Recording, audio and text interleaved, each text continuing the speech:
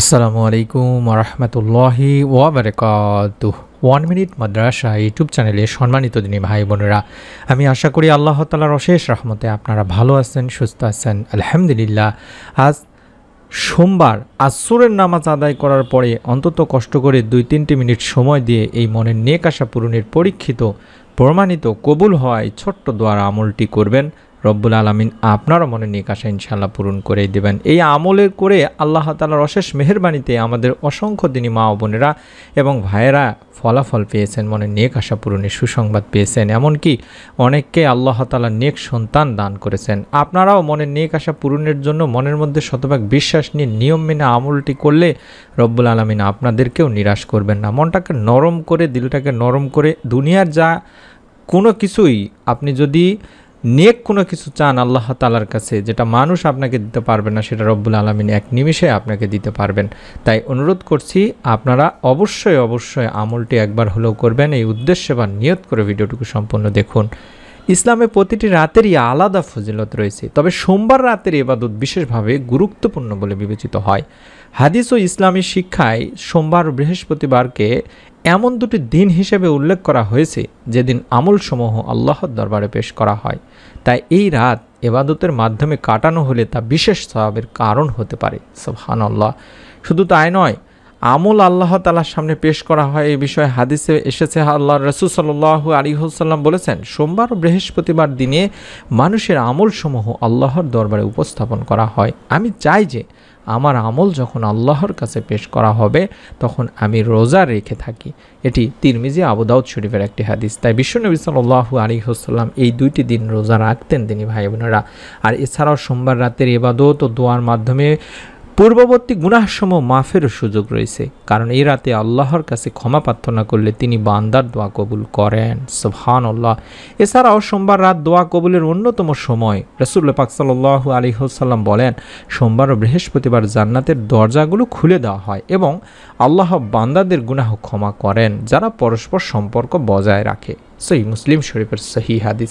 এই সোমবার দিনে রাতে যে আমলগুলো আমরা বেশি করতে পারি, যেমন বেশি দরুদ পড়তে পারি, কারণ দরুদ পড়লে নবীজি সাল্লাল্লাহু আলাইহি ওয়াসাল্লামের সুপারিশ লাভের সুযোগ পাওয়া যায়। এছাড়াও দোয়া ও ইস্তেগফার করতে পারি, অর্থাৎ আল্লাহ তাআলার কাছে ক্ষমা চাইতে পারি। বিশেষত গুনাহের জন্য ইস্তেগফার করা উচিত। এছাড়াও এই রাতে কোরআন তেলাওয়াতে হৃদয় প্রশান্ত করে এবং আত্মাকে পরিশুদ্ধ করে থাকে। তাছাড়া গভীর রাতে 2 রাকাত যদি তাহাজ্জুদ নামাজ পড়েন তাহলে এর অনেক সওয়াব রয়েছে এই সোমবার রাতে। এবং যদি সম্ভব হয় সোমবার রাতে দান সদকা করার চেষ্টা করবেন। এটা অত্যন্ত ফজিলতপূর্ণ আমল বলেও মনে করা হয়। তাই সোমবার অত্যন্ত ফজিলতপূর্ণ একটি দিন বা রাত। এই দিনে বিশ্বনবী সাল্লাল্লাহু আলাইহি ওয়াসাল্লাম রোজা রাখতেন তিনি ভাই বোনেরা, এবং বিশ্বনবী সাল্লাল্লাহু আলাইহি ওয়াসাল্লাম জন্মগ্রহণও করেন। সুবহানাল্লাহ। এই সোমবার আসরের নামাজ আদায় করার পরে আপনারা এই মনের নেক আশা পূরণের পরীক্ষিত এই দোয়াটি পড়বেন। তবে তার আগে আপনারা 11 বার আগে দরুদ পড়ে নেবেন। যখনই দোয়াটি পড়বেন, চাইলে দরুদে ইব্রাহিম পড়তে পারেন, অথবা ছোট যে দরুদগুলো আছে সেগুলো পড়তে পারেন। আল্লাহুম্মা সাল্লি আলা মুহাম্মাদি ওয়া আলা আলি মুহাম্মাদ, অথবা আল্লাহুম্মা সাল্লি ওয়া সাল্লিম আলা নাবিয়িনা মুহাম্মাদ, অথবা সাল্লাল্লাহু আলাইহি ওয়াসাল্লাম। যে কোনো দরুদ আপনারা আগে 11 বার দোয়াটি পড়ার আগে পড়ে নেবেন। নবীজি সাল্লাল্লাহু আলাইহি ওয়াসাল্লাম বলেছেন, যে ব্যক্তি সকালবেলা আমার উপর 10 বার দরুদ পাঠ করবে এবং বিকালবেলা আমার উপর 10 বার দরুদ পাঠ করবে, কঠিন কিয়ামতের দিন সে আমার সুপারিশ দ্বারা সৌভাগ্যবান হবে। সুবহানাল্লাহ।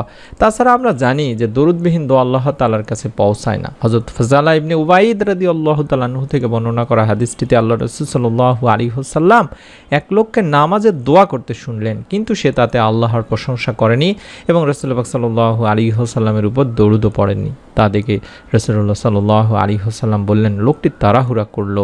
অতঃপর তিনি তাকে, অর্থাৎ ওই ব্যক্তিকে ডাকলেন এবং তাকে বা অন্য কাউকে বললেন, যখন তোমাদের কেউ নামাজ পড়বে বা নামাজে দোয়া করবে তখন সে যেন প্রথমেই তার মহান প্রভুর প্রশংসা গুণগান করে, অতঃপর নবী সাল্লাল্লাহু আলাইহি ওয়াসাল্লামের উপর দরুদ পেশ করে, তারপর যা ইচ্ছা দোয়া করে। আবু দাউদ তিরমিজি শরীফের একটি হাদিস। তাহলে বুঝলাম যে দরুদবিহীন দোয়া আল্লাহ তাআলার কাছে পৌঁছায় না। তাই দোয়ার সময় অবশ্যই আল্লাহর প্রশংসার পাশাপাশি আল্লাহর রাসূল সাল্লাল্লাহু আলাইহি ওয়াসাল্লামের প্রতি দরুদ পড়তে হবে তিনি ভাই বোনেরা। হাদিসে বলা হয়েছে, হযরত আনাস রাদিয়াল্লাহু তাআলা আনহু বর্ণনা করেন, আল্লাহর রাসূল সাল্লাল্লাহু আলাইহি ওয়াসাল্লাম বলেছেন, যতক্ষণ রাসূল পাক সাল্লাল্লাহু আলাইহি ওয়াসাল্লামের উপর দরুদ পড়া হবে না ততক্ষণ তা বাধাগ্রস্ত অবস্থায় থাকবে, অর্থাৎ এই দোয়া আল্লাহ তাআলার কাছে পৌঁছাবে না এবং এই দোয়া কবুলও করা হবে না। তাবারানী শরীফের একটি হাদিস। তাই মুমিন মুসলমানের উচিত হবে দোয়ার শুরুতে আল্লাহর প্রশংসা হিসাবে আলহামদুলিল্লাহ শুধু বলা অথবা সূরা ফাতিহা পড়া এবং বিশ্বনবী সাল্লাল্লাহু আলাইহি ওয়াসাল্লামের প্রতি দরুদ পড়ে নেওয়া। এই আমলটি করার পরে আমরা মনের একান্ত আশা পূরণের জন্য এই ছোট্ট ইসমে আজমের আমলটি করব। আল্লাহর রাসূল সাল্লাল্লাহু আলাইহি ওয়াসাল্লামের এমনই একটি হাদিস পাওয়া যায়, হযরত আব্দুল্লাহ ইবনু রুবাইদ আল আসলামী রাদিয়াল্লাহু তাআলা আনহু তার বাবা থেকে বর্ণনা করেছেন, আল্লাহর রাসূল সাল্লাল্লাহু আলাইহি ওয়াসাল্লাম এক ব্যক্তিকে তার দোয়া এভাবে বলতে শোনেন। অর্থাৎ যে দোয়াটি দেখাচ্ছি এটি হলো ইসমে আজম, দোয়া কবুলের পরীক্ষিত প্রমাণিত কবুল হওয়া একটি অস্ত্র বলা যায় দোয়া কবুলের। আল্লাহুম্মা ইন্নী আসআলুকা বিআন্নী আশহাদু আন্নাকা আনতাল্লাহ লা ইলাহা ইল্লা আনতাল আহাদুস সামাদুল্লাযী লাম ইয়ালিদ ওয়া লাম ইউলাদ ওয়া লাম ইয়াকুল লাহু কুফুয়ান আহাদ। আল্লাহুম্মা ইন্নী আসআলুকা বিআন্নী আশহাদু আন্নাকা আনতাল্লাহ লা ইলাহা ইল্লা আনতাল আহাদুস সামাদুল্লাযী লাম ইয়ালিদ ওয়া লাম ইউলাদ ওয়া লাম ইয়াকুল লাহু কুফুয়ান আহাদ। হে আল্লাহ, আমি তোমার কাছে প্রার্থনা করছি আর সাক্ষ্য দিচ্ছি যে তুমি একমাত্র আল্লাহ, তুমি ছাড়া অন্য কোনো মাবুদ নেই, তুমি একক সত্তা স্বয়ং সম্পূর্ণ, যিনি কাউকে জন্ম দেননি এবং তাকেও কেউ জন্ম দেয়নি আর তার সমকক্ষ কেউ নেই। বর্ণনাকারী বললেন, তখন আল্লাহ রাসূল সাল্লাল্লাহু আলাইহি ওয়াসাল্লাম ওই ব্যক্তির মুখে এই বাক্যগুলো শুনে বা দোয়াটির কথা শুনে তখন বললেন, সেই মহান সত্তার শপথ যার হাতে আমার জীবন, নিঃসন্দেহে লোক আল্লাহ তাআলার মহান নামের অর্থাৎ ইসমে আজমের ওসিলায় তার কাছে প্রার্থনা করেছে। যে নামের ওসিলায় দোয়া করা হলে তিনি দোয়া কবুল করেন এবং যে নামের ওসিলায় কোনো কিছু সাহায্য প্রার্থনা করা হলে তিনি তা দান করেন। তিরমিজি ইবনে মাজার হাদিস। অর্থাৎ এই হাদিসের আলোকে দুনিয়ার অনেক হাদিস বিশারদরাই বলেছেন এটি হলো সেই দোয়া যেটিকে ইসমে আজম বলা হয়ে থাকে। তাই অনুরোধ করছি দোয়াটি অবশ্যই অন্তত 3 বার পাঠ করবেন। আপনারা দরুদ 11 বার পড়ার পরে আসরের নামাজ আদায় করার পরে এই ইসমে আজম পড়ে আল্লাহ তাআলার কাছে মনের আশা আকাঙ্ক্ষা পূরণের দোয়া করলে অবশ্যই তিনি বান্দার মনের সব ভালো কল্যাণ করা আশা আকাঙ্ক্ষা পূরণ করেন।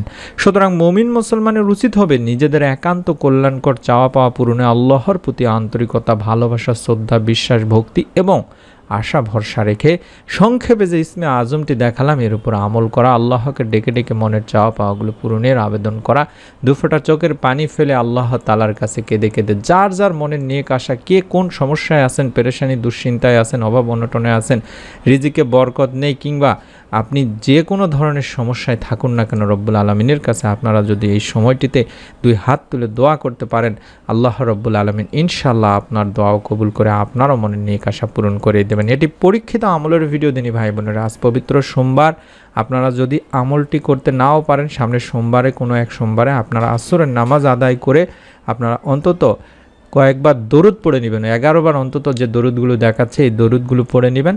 তারপর মনের নেক আশা পূরণে ইসমে আজমের যে দোয়াটি দেখাচ্ছি কম করে হলো 3 বার পাঠ করে আল্লাহ তাআলার কাছে 2 হাত তুলে দোয়া করবেন। দোয়ার শুরুতে যেটা বললাম আল্লাহর প্রশংসা হিসাবে সূরা ফাতিহা পড়বেন, বিশ্বনবী সাল্লাল্লাহু আলাইহি ওয়াসাল্লামের প্রতি দরুদ পাঠপূর্বক দোয়া করবেন। আমরা আশা করি রব্বুল আলামিন ইনশাআল্লাহ আপনাদেরও মনের নেক আশা পূরণ করেই দেবেন। যদি ফল পান, মনের নেক আশা পূরণ হয়, অবশ্যই আমাদের কমেন্ট সেকশনে জানাতে ভুলবেন না। আপনাদের কাছে অনুরোধ করছি, আমরাই প্রথম নতুন আমলের ভিডিওগুলো তৈরি করে থাকি। আপনারা নতুন সবার আগে ভিডিওগুলো, আমার ভয়েস দিয়ে ভিডিওগুলো রয়েছে, সেই ভিডিওগুলো সবার আগে পাওয়ার জন্য অবশ্যই 1 মিনিট মাদ্রাসা এই চ্যানেলটি সাবস্ক্রাইব করে রাখুন। ইনশাআল্লাহ নতুন ভিডিওগুলো আপনার কাছে পৌঁছে যাবে। সকলেই ভালো থাকুন, সুস্থ থাকুন।